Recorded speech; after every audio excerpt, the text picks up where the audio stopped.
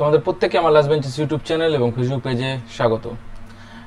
তোমাদের জানো যে টেট সামনে রয়েছে আমার, ঠিক আছে। টার্গেটই রয়েছে West Bengal primary TET 2024। TET তো হবেই অবশ্যই, যেহেতু বলেছিল যে তোমার প্রত্যেক বছর টেট হবে, ঠিক আছে। নোটিফিকেশনটা রিক্রুটমেন্টের বা ইন্টারভিউয়ের ব্যাপারটা ওটা কিন্তু টেটের সঙ্গে সম্পর্কিত নয়, ওটা আলাদা। তো আজকে যে ক্লাসটা রয়েছে সেটা হচ্ছে পরিবেশবিদ্যা, যে চ্যাপ্টারটা রয়েছে তোমাদের সিলেবাসে, সেই মানে অ্যাকচুয়ালি এনভায়রনমেন্ট সায়েন্সের, সরি এনভায়রনমেন্ট স্টাডিজের, ঠিক আছে, যে চ্যাপ্টারগুলো রয়েছে তার ফার্স্ট চ্যাপ্টার ওয়েস্ট বেঙ্গল টেটের যে সিলেবাস অনুযায়ী ফার্স্ট চ্যাপ্টার হচ্ছে biotic and abiotic environment and social এনভায়রনমেন্টের উপর আমার এই ভিডিও। বাকি যে সমস্ত টেট রিলেটেড ভিডিও রয়েছে সেটা আমার ফেসবুক ইউটিউবে গিয়ে তোমরা প্লেলিস্ট চেক করবে, সেখানে দেখতে পাবে লেখা রয়েছে যে টেটের আলাদা করে একটা সেগমেন্ট ভাগ করে দেওয়া হয়েছে, ঠিক আছে, জেনারেল কম্বাইন্ড বা WBCS ব্যাচ থেকে। তো সেখানে টেট রিলেটেড সমস্ত ভিডিও পেয়ে যাবে। দেখো তাহলে শুরু করছি পরিবেশবিদ্যার যে প্রথম চ্যাপ্টার সেটা দিয়ে। প্রথম চ্যাপ্টারে দেখো আমি বায়োটিক এনভায়রনমেন্ট অ্যান্ড অ্যাবায়োটিক এনভায়রনমেন্টকে দুভাগে ভাগ করেছি। দেখো জৈবিক পরিবেশের ইংরেজিটাই হচ্ছে বায়োটিক এনভায়রনমেন্ট। বায়োটিকের কথার অর্থটা কি? বায়ো এর মধ্যে ঢুকিয়ে রয়েছে, ঠিক আছে। মানে তুমি যদি এখানে স্টেটমেন্টটা পড়ো তাহলে ইজিলি বুঝতে পারবে যে বায়োটিক বা জৈবিক বিষয়টা কি। আমরা জীব প্রত্যেকেই জানি, তো সেই বিষয়টাই থেকেই উঠে এসেছে যে জৈবিক পরিবেশ। তো দেখো বলছে যে কোনো পরিবেশে যে সমস্ত উপাদানের প্রাণ আছে এবং সাধারণভাবে প্রজননে সক্ষম তাদের আমরা জৈবিক উপাদান বলবো। যেমন মানুষ, ঠিক আছে, গরু, ছাগল, এগুলো সবই জৈবিক পরিবেশের অন্তর্গত। তাহলে কি স্বাভাবিক উদ্ভিদ হবে না?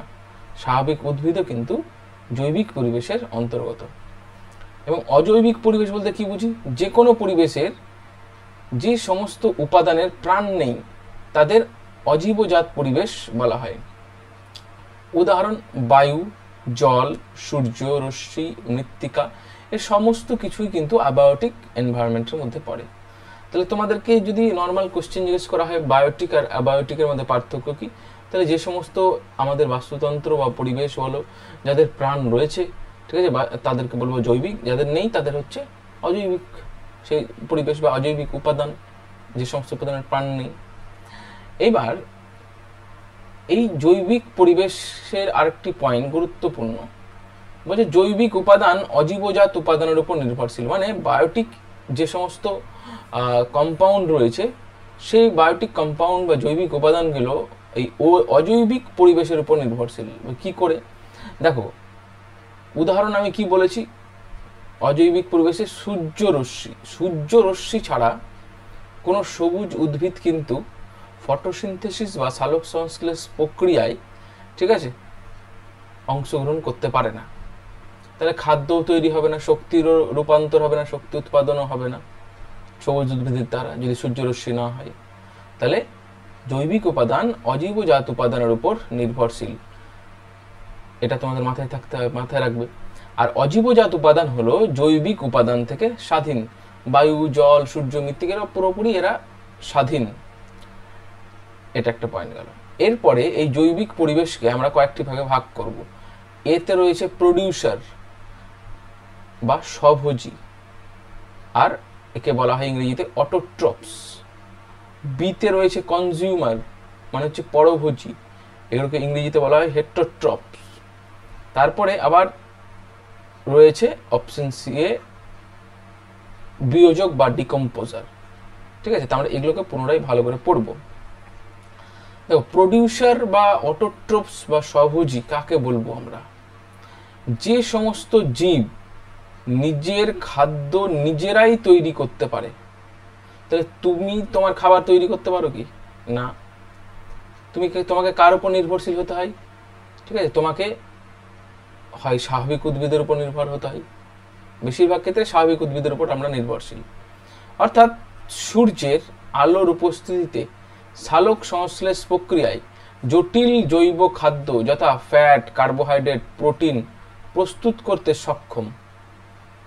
যে সমস্ত জীব নিজেরা নিজেদের খাদ্য তৈরি করতে পারে, অর্থাৎ তারা সূর্যের আলোক রশ্মি, মানে ধরো উদ্ভিদ, দেখো উদাহরণ বলেছে সবুজ উদ্ভিদ আর শৈবাল। সবুজ উদ্ভিদ কি করে, ধরো এরা নিজেদের খাদ্য নিজেই তৈরি করতে পারে সূর্যালোকের উপস্থিতিতে। কোন প্রক্রিয়ার মাধ্যমে? ফটোসিনথেসিস বা সালোক সংশ্লেষ প্রক্রিয়ার মাধ্যমে, ঠিক আছে। এইখানে তারা কি করে, যে সমস্ত জটিল তোমার মানে কমপ্লেক্স, ঠিক আছে, যে তোমার কি বলবো জৈব খাদ্য, ঠিক আছে, সেটা হচ্ছে ফ্যাট, কার্বোহাইড্রেট, প্রোটিন, এরা কিন্তু প্রস্তুত করতে সক্ষম, কিন্তু তুমি কিন্তু পারবে না।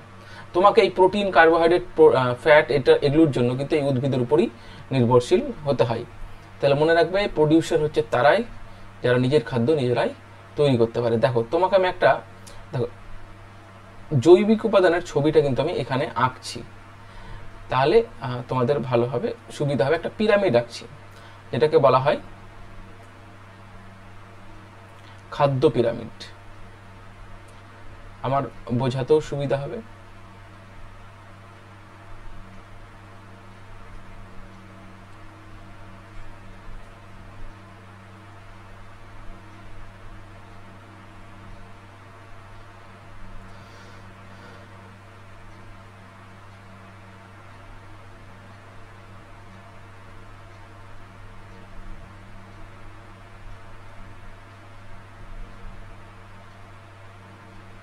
দেখো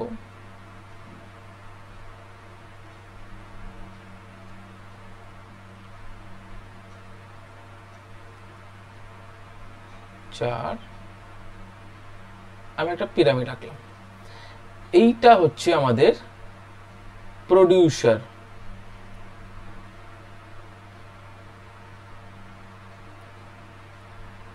প্রডিউসারকে কিন্তু বাংলায় কি বলা হয় জানো তো?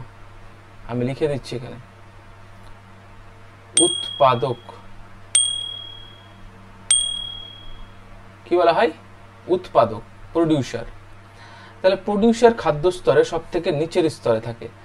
উদাহরণ কি? উদাহরণ হচ্ছে সবুজ উদ্ভিদ, প্লান্ট বা অ্যালগি বা শৈবাল। তাহলে আমি এখানে টুক করে লিখে রাখলাম প্লান্ট, এটার এক্সাম্পল। চলো, বলছে কনজিউমার। কনজিউমার যারা, তাদেরকে আবার কি বলা হয়? পরভোজী বা হেট্রোট্রপস। বিষয়টা হচ্ছে কনজিউমারকে আমরা বলবো খাদক।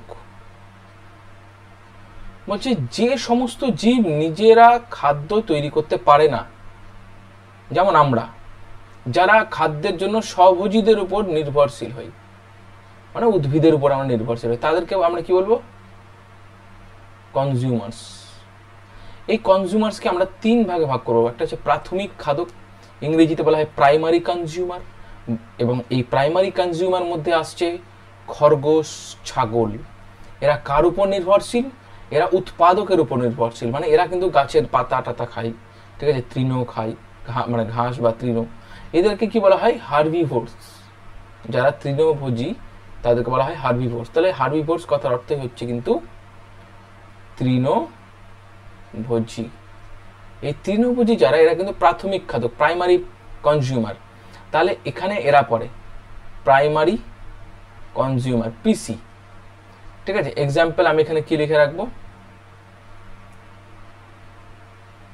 এক্সাম্পল হিসাবে এখানে এক করে দিলাম, মানে এই যে এই একটা রয়েছে, এই একটা এখানে লিখে দিলাম, প্রাইমারি কনজিউমার।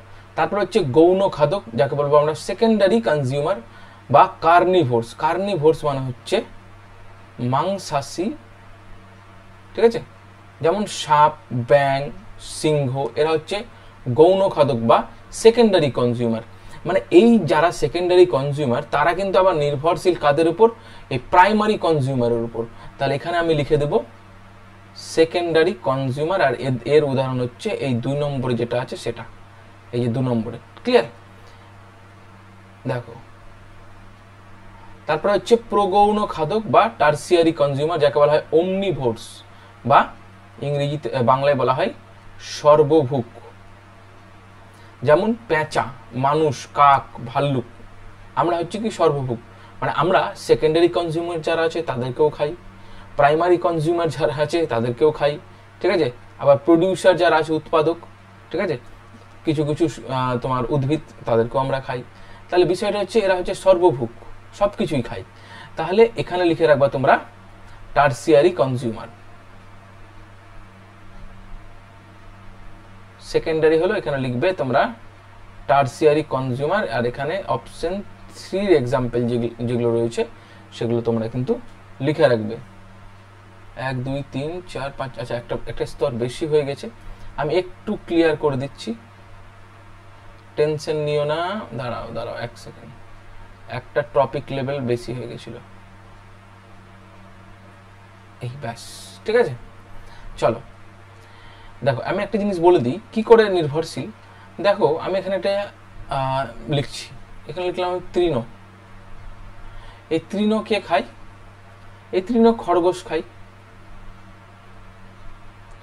এই খরগোশকে আবার কে খায়? সাপ খায়, ঠিক আছে। এই সাপকে আবার কে খায়? পেঁচা খায়। তাহলে তৃণটা কি? এই তৃণটা হচ্ছে প্রডিউসার বা উৎপাদক, এবং এটা হচ্ছে কি প্রাইমারি কনজিউমার খরগোশ, আর সাপটা হচ্ছে কি সেকেন্ডারি কনজিউমার, আর অ্যাকচুয়ালি পেঁচাটা কিসের মধ্যে পড়ছে? টারসিয়ারি কনজিউমারের মধ্যে পড়ছে। ক্লিয়ার? তাহলে এই একটা চেন, এইটাই হচ্ছে খাদ্য স্তরের একটা চেন, মাথায় রাখবে। ক্লিয়ার? 1 সেকেন্ড। তো এইভাবেই চলবে।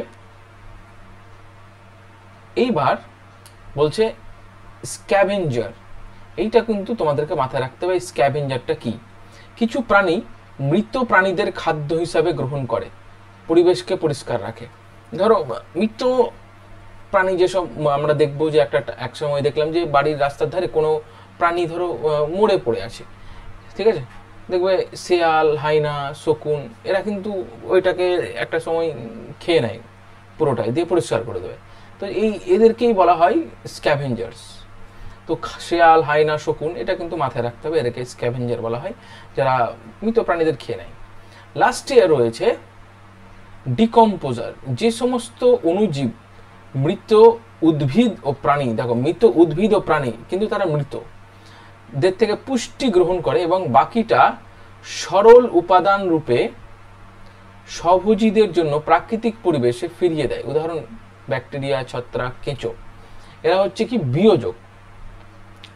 কোনো মৃত উদ্ভিদ বা প্রাণী পড়ে থাকবে, তুমি দেখবে রাস্তার ধারে পড়ে আছে, কিন্তু তারা ধরো স্ক্যাভেঞ্জার নেই, কিন্তু আস্তে আস্তে আস্তে আস্তে সেটা দেখবে হাড়ে পরিণত হচ্ছে। ধরো একটা কুকুর ধরে যদি মরে পড়ে থাকে রাস্তার ধারে, দেখবে যে আস্তে আস্তে কিছুদিন যেতে যেতে ওই কুকুরটার দেখা গেলো হাড় বিশেষ পড়ে রয়েছে, বাকি মাংস টাংস কিছুই নেই। কে খেয়ে নিয়েছে? এই সমস্ত অণুজীব বা ব্যাকটেরিয়া যারা রয়েছে তারা কিন্তু খেয়ে শেষ করে দিয়েছে। তো এরাই হচ্ছে বিয়োজক। তারা কিন্তু এই ওদের ওই মৃত উদ্ভিদ বা প্রাণীদের থেকে পুষ্টি নিল, নেওয়ার পর বাকি যেটা সেটা কিন্তু সরল উপাদান রূপে মৃত্তিকাতে মানে করে দেয়, রিলিজ করে দেয়, যার ফলে সেই মৃত্তিকা কি করে এই বিয়োজকদের থেকে আবার পুনরায় ওই পুষ্টি সাধন করে, এবং সেই পুষ্টিগুলো মৃত্তিকা নয়, প্লান্ট বা উদ্ভিদ সেই মৃত্তিকা থেকে সেই সমস্ত সরল উপাদানগুলো আবার গ্রহণ করে নেয়। বিয়োজক এদের বলা হয়। বিয়োজককে আমরা যদি এইখানে রাখি, ধরো ডিকম্পোজার বলা যেতে পারে, ডিকম্পোজার এইখানে ধরো আমি রাখলাম বিয়োজককে বা ডিকম্পোজার। কারণ কি? এ টারসিয়ারি কনজিউমার, সেকেন্ডারি কনজিউমার, আবার প্রাইমারি কনজিউমার, আবার প্রডিউসার, ঠিক আছে। আর এখানে একটা ওয়ার্ড আমি লিখে দিই, এটা অ্যাপেক্স। এইখানে থাকে প্রিডেটরস। আচ্ছা একটু ভালো করে সাইডে লিখে দিই, এখানে বুঝতে পারবে না। অ্যাপেক্স এটা হচ্ছে স্টেজ, এখানে থাকে প্রিডেটরস। এরাও কিন্তু এক প্রকার কার্নিভার্স, ঠিক আছে। এরাও কিন্তু যারা প্রিডেটরস হয় তারা কিন্তু এক প্রকার কার্নিভার্স হয়। তারা যারা কার্নিভার্স গুলোকেই খায়, মানে এইখানে মানুষও পড়ে যেতে পারে, হিউম্যান এর এক্সাম্পলে হিউম্যানও কিন্তু চলে আসে, মানুষ। এটা হচ্ছে অ্যাপেক্স মানে সর্বোচ্চ পর্যায়। তাহলে এই অ্যাপেক্স থেকেও কিন্তু ডিকম্পোজার, এই ডিকম্পোজার আবার বাকিগুলো পুনরায় আবার কাকে ফিরিয়ে দেয়? মৃত্তিকার মাধ্যমে দিয়ে প্রডিউসারকে ফিরিয়ে দেয়। ক্লিয়ার? প্রডিউসার এই ডিকম্পোজারের কাছ থেকে মৃত্তিকা মারফত কি পেয়ে গেল? তার পুষ্টি আবার পুনরায় পেয়ে গেল। আবার প্রডিউসার কি করলো? প্রাইমারি কনজিউমারকে দিল, প্রাইমারি কনজিউমার আবার সেকেন্ডারি, এইভাবে কিন্তু একটা চক্রাকারে প্রসেস চলতে থাকে। এইখানে আমি একটা জিনিস বলে দিই, খুব ভালো একটা উদাহরণ রয়েছে, দাঁড়াও, তোমাদের যে শক্তির সরবরাহ, একটা শক্তি কিন্তু কাজ করে যেটা সরবরাহ হয়, ঠিক আছে? এই শক্তির একমাত্র উৎস এই খাদ্য, মানে যে কোনো বাস্তুতন্ত্রের, ঠিক আছে, সেটা হচ্ছে সান বা সূর্য, এর আলো। ক্লিয়ার? এর আলো কিন্তু একমাত্র বাস্তুতন্ত্রের প্রধান উপাদান। মনে রাখবে, বাস্তুতন্ত্রে যদি সূর্য আলোক না থাকে তাহলে কিন্তু, ঠিক আছে, কোনো কাজই আসবে না। তো মেইন হচ্ছে আলো। আর এইখানে একটা 10% সূত্র কাজ করে শক্তির। কি বললাম? শক্তির 10% নীতি। এটা কে দিয়েছিলেন? কি লিখছি,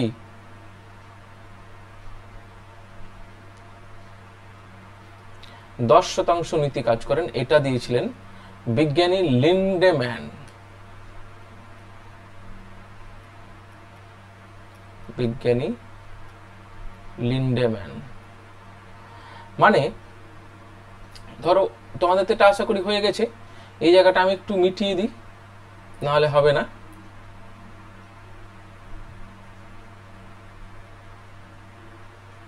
দেখো,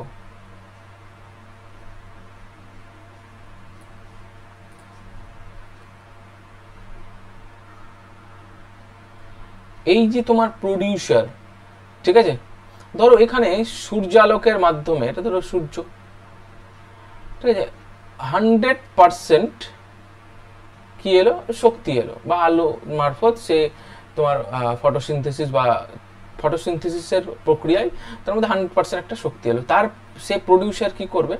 তার পরবর্তী যে ট্রপিক লেভেল, দেখো এটা হচ্ছে, একে বলা হয় ফার্স্ট ট্রপিক লেভেল।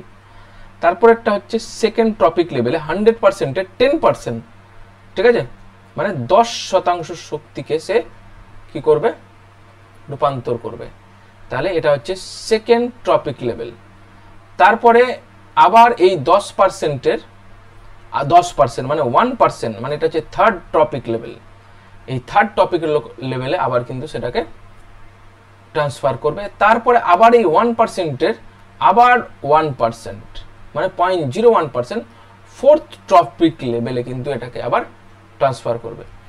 তো এইভাবে কিন্তু বাস্তুতন্ত্রে খাদ্য পিরামিডের শক্তি, ঠিক আছে, সরবরাহ হয়। মনে রাখবে, খাদ্য পিরামিডের বা ফুড ওয়েবের যে শক্তির যে রূপান্তর, সেটা কিন্তু মনে রাখবে একমুখী, ঠিক আছে। আর বাকি তাহলে 90% শক্তি, ঠিক আছে, কি হয়? এটা কিন্তু 90% শক্তি তাপ শক্তি রূপে মুক্ত হয়ে যায়। কি বললাম? তাপ শক্তি রূপে কিন্তু মুক্ত হয়ে যায়। এটা কিন্তু মাথায় রাখবে। তাহলে যদি বলা হয় খাদ্য শৃঙ্খলের, মানে অ্যাকচুয়ালি এই ফুড ওয়েবের সর্বোচ্চ স্থানে কে রয়েছে, তাহলে মনে রাখবে এটা তো ফোর্থ ট্রপিক লেভেল, এটা হচ্ছে ফিফথ ট্রপিক লেভেল, আর এইটা হচ্ছে সিক্সথ ট্রপিক লেভেল। ডিকম্পোজার হচ্ছে হাইয়েস্ট লেভেলে আছে, মানে বিয়োজক। কারণ এ কিন্তু সব ধরনের জায়গা থেকেই খাদ্য পিরামিডের সে কিন্তু পুষ্টি সংগ্রহ করছে। তারপরে সে সমস্ত জটিল উপাদানগুলোকে কমপ্লেক্স কম্পাউন্ড, মানে অ্যাকচুয়ালি কি বলবো, মানে কমপ্লেক্স যৌগগুলোকে সে করছে সিম্পলে কনভার্ট করে সে পুনরায় মৃত্তিকাতে রিলিজ করছে, এবং সেই মাটি থেকে প্লান্ট সেগুলো আবার গ্রহণ করছে, পুনরায় আবার পরিবেশে ফিরিয়ে দিচ্ছে সে প্লান্ট বা উদ্ভিদ। তাহলে হাইয়েস্ট লেভেলে কে রয়েছে? ডিকম্পোজার। আর একদম লোয়েস্ট লেভেলে রয়েছে প্রডিউসার বা উৎপাদক। মাথায় রাখবে। এরপরে সোশ্যাল এনভায়রনমেন্ট সম্বন্ধে একটা চ্যাপ্টার রয়েছে। দেখো, সোশ্যাল এনভায়রনমেন্ট বলতে আমাদের আশেপাশে যাই দেখি না কেন সবই সোশ্যাল এনভায়রনমেন্টের একটা পার্ট, ঠিক আছে, যাই দেখছো তোমার আশেপাশে, তোমার পরিবার, তোমার বাবা মা, বাড়ি ঘর, বিল্ডিং, স্কুল, কলেজ, এগুলো সবই সোশ্যাল এনভায়রনমেন্টের পার্ট। এখান থেকে যদি কোনো প্রশ্ন আসে, আমার মনে হয় না কোনো ছাত্র, ঠিক আছে, মানে যে পারবে না এরকম নয়। আমি তাও কয়েকটা পয়েন্ট লিখে রেখেছি। প্রাকৃতিক পরিবেশের অনবরত পরিবর্তন, বন্যা, খরা, ভূমিকম্প দ্বারা প্রাণী ও উদ্ভিদ প্রভাবিত হচ্ছে, এটাও সামাজিক পরিবেশের একটা পার্ট। প্রাকৃতিক পরিবেশ প্রতিনিয়ত পরিবর্তন হচ্ছে। যেমন বন্যা দ্বারা, যদি বন্যা হয়, বন্যা হওয়ার ফলে কি হয়, পুরো একটা জিওগ্রাফিক্যাল এরিয়ার কিন্তু ক্ষেত্রফল বা এরিয়া পুরো চেঞ্জ হয়ে যায়। খরার ফলে মানুষের যে একটা তোমার প্রতিনিয়ত যে একটা স্ট্রাকচার, সেটা চেঞ্জ হয়ে যায়। ভূমিকম্প দ্বারা, ঠিক আছে, পুরো একটা বাস্তুতন্ত্র ক্ষতি হয়ে যেতে পারে। সে প্রাণীর হতে পারে, উদ্ভিদদেরও তো হতে পারে, একসঙ্গেই হতে পারে। তো এইটাও কিন্তু একটা সামাজিক পরিবেশের প্রভাব। তো এই বন্যা, খরা, ভূমিকম্প, এর থেকে বাঁচতে হলে কিছু কিছু উপায় আছে, সেগুলোকে আমাদের কিন্তু মাথায় রাখতে হবে। 2 নম্বর হচ্ছে সামাজিক সুসম্পর্ক বজায় থাকলে মানুষের সুস্থতা, মানুষ সুস্থ ও ভালো থাকে। মানুষের ওটা মানুষ, যেমন উদাহরণ হচ্ছে পরিবার, ক্লাব, সমিতি।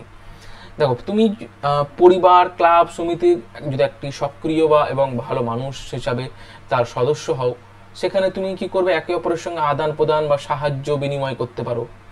ঠিক আছে, তো তুমি যদি একে অপরকে সাহায্য করো তাদের দুঃখে, অসময়ে, ঠিক আছে, সেক্ষেত্রে তোমার একটা সামাজিক সুসম্পর্ক বজায় থাকে। এটাও সামাজিক পরিবেশের পার্ট। কোনো অসুবিধা হলো তুমি দৌড়ে চলে গেলে তার সাহায্য করতে।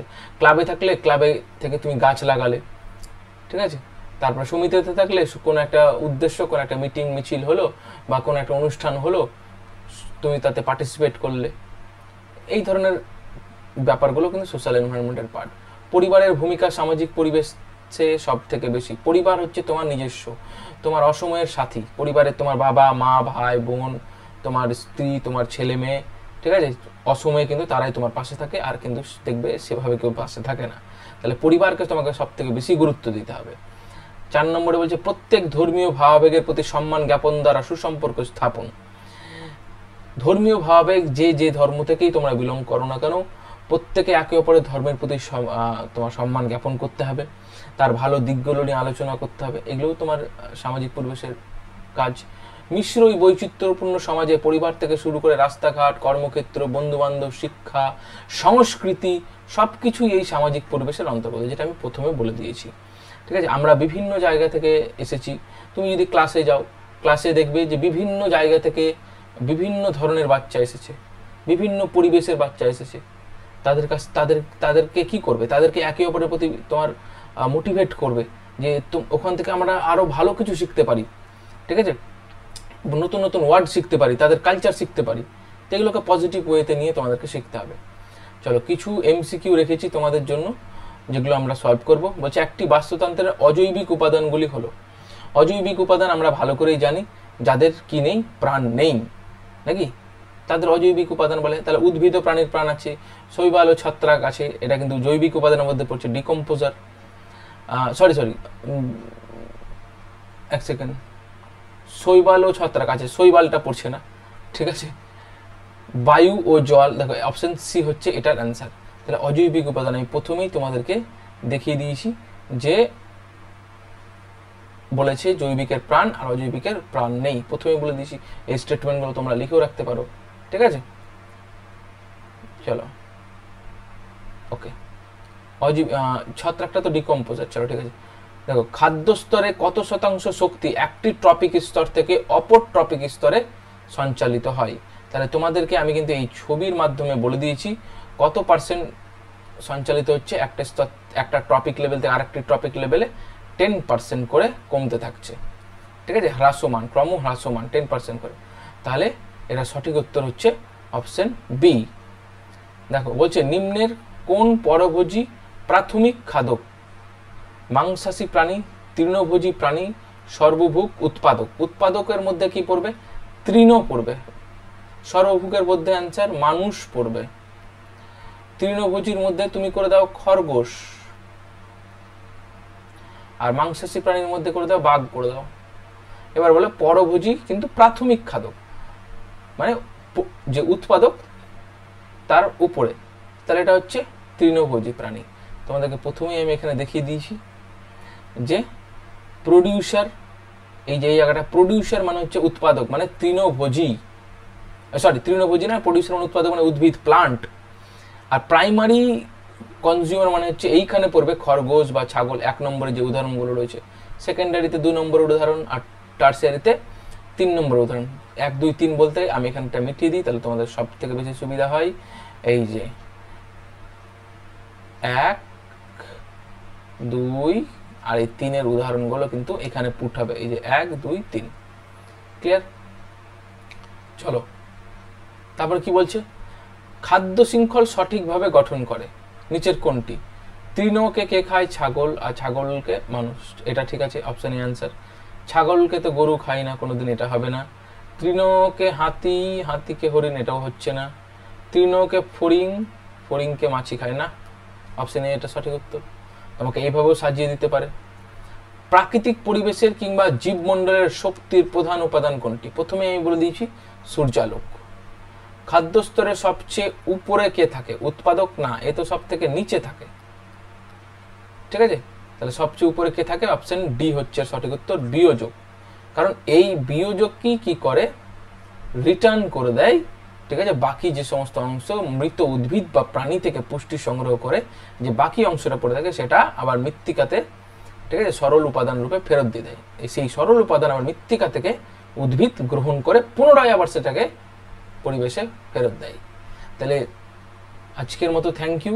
তোমরা এই চ্যাপ্টারের এই সমস্ত পয়েন্টগুলো তোমাদের লিখে রাখা অবশ্যই জরুরি। এখান থেকে নর্মালি যে সমস্ত কোশ্চেন আসা উচিত আমার মনে হয় যে কনজিউমার আর প্রডিউসার থেকে আসবে, আর নয়তো স্ক্যাভেঞ্জার বা বিয়োজক থেকে আসলেও আসতে পারে। আর তাছাড়া নর্মাল যে সমস্ত কোশ্চেন আসতে পারে সেগুলো তো আমি বলেই দিলাম।